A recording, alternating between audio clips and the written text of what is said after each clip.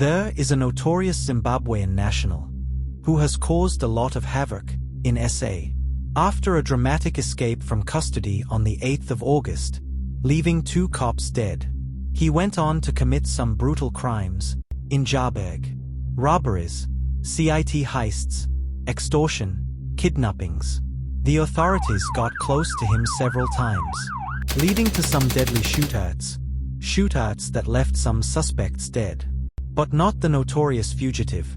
He is still on the run, and as long as he is free, no one is safe. Classified. His story starts in 2023, when he was still conducting a spree of business robberies with his gang. This was a ruthless gang, a gang that did not have any limits. They were willing to do anything for money, even if it meant eliminating someone. So, after a series of robberies in 2023, the cops began looking at the notorious gang. As the cops tailed the gang made a move in Florida. The gang members stormed a business with guns pointed at the businessman. The businessman surrendered, and as the gang members collected the cash, sirens filled up the place. It was the Florida cops.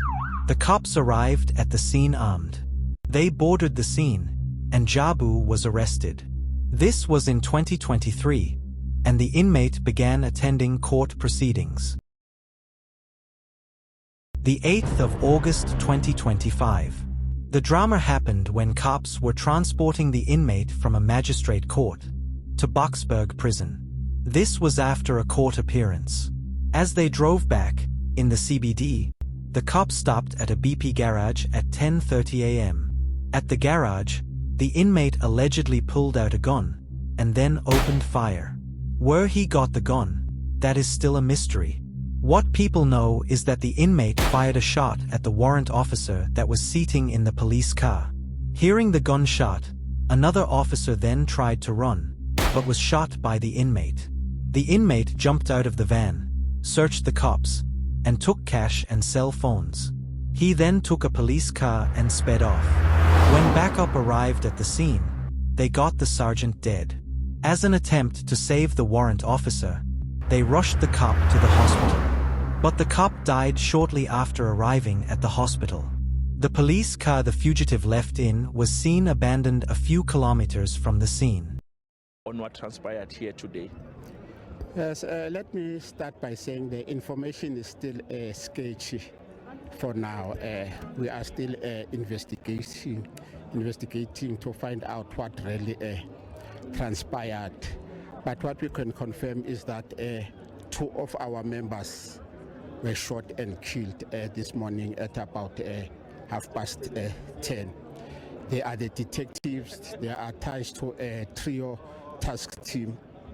One is based in Florida detectives, and the other one in Rodiport detective. So this morning they went to fetch a suspect of business robbery who was appearing at Rodiport magistrate court. So after the court appearance, then they were transporting him back to Boksburg prison. So when they were in this road, is then that they were shot and killed. For now, we are not sure if it's the very same suspect that they were transporting who shot at them, or there are other suspects that stopped our police officers. So that one is still under investigation. But what we know is that they also took both firearms of the police officers, and the suspect drove away with the vehicle of the police vehicle. It was an unmarked Toyota Corolla, but the car was later found abandoned a few kilometers from here. So the suspect is still at large. The escape made headlines, and people began talking. Some highlighting the fact that he is a foreigner, some raising the fact that a local assisted him. Local authority must have given him the gun, in prison, or by the court. He didn't do this alone, because inside the police car, he was handcuffed. Once the word got out, the manhunt kicked off in full force. The cops, hawks, and tracking teams. They all began looking for him, relying on informants for leads. Public appeals, as the team encouraged those who see him not to try to be heroes, but to call the cops. A 150,000 rands reward was offered. As they looked for the fugitive, the team also looked at his old gang members. They monitored them, waiting to see if the fugitive will make contact. And indeed, he did. Things escalated in November. The team received a tip from crime intelligence. According to the tip, a group of suspects, including the fugitive, were planning to do a business robbery in Fairlands and Honeydew. The team waited close to the businesses and spotted two cars that matched the descriptions: a gray Audi and a white VW Polo. The team did not waste time. They approached the cars. As they did, the suspects jumped out and then opened fire, which initiated a shootout. During the chaos, one suspect was shot and another arrested. The other suspects managed to escape, including the fugitive. Inside the cars, cops uncovered an AK, a pistol, and ammunition.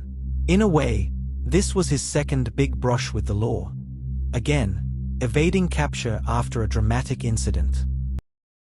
The fugitive is still at large. For a prisoner who gunned down two officers in Florida here on Gauteng's West Rand. They were shot dead while escorting the awaiting trial prisoner, Jabulani Moyo. The manhunt is ongoing, and the reward still remains, with authorities urging the public to assist with information. The National Commissioner even warned citizens of how dangerous the fugitive is. This is a heartless man. A man who has already killed, and will most likely not hesitate to kill again. Border posts have all been alerted, and all provinces placed on high alert. What started as a business robbery trial has spiraled into a national manhunt. 2 detectives killed, weapons stolen, and a fugitive still on the run. This is not over, because as long as the fugitive is free, the script is incomplete. May the 2 officers rest in eternal peace.